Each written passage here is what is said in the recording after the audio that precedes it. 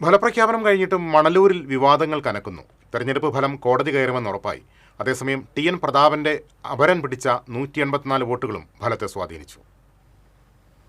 126 വോട്ടിന്റെ നേരിയ ഭൂരിപക്ഷത്തിലാണ് മണലൂരിൽ CPM-ലെ professor C. Ravindranath വിജയിച്ചത്. കോൺഗ്രസിലെ കരുത്തൻ TN പ്രതാപനുമായി ഇഞ്ചോടിഞ്ച് പോരാട്ടത്തിനൊടുവിലായിരുന്നു ഇടതിന്റെ വിജയം. ഭൂരിപക്ഷം പ്രഖ്യാപിക്കുന്നതിൽ അവ്യക്തതയുണ്ടായിരുന്നു. ഒടുവിൽ 126 വോട്ടിന്റെ ഭൂരിപക്ഷത്തിൽ രവീന്ദ്രനാഥ് മുന്നിലെത്തി. ഇതോടെ TN പ്രതാപൻ കൗണ്ടിംഗ് സ്റ്റേഷനിലെത്തി 5 VVPAT മെഷീനുകൾ വീണ്ടും എണ്ണാൻ ആവശ്യപ്പെടുകയായിരുന്നു. 200ഓളം തപാൽ വോട്ടുകൾ രണ്ടാമതും എണ്ണണമെന്നും പ്രതാപൻ ആവശ്യപ്പെട്ടിരുന്നു. എന്നാൽ തീരുമാനം പ്രതാപന് അനുകൂലമായില്ല.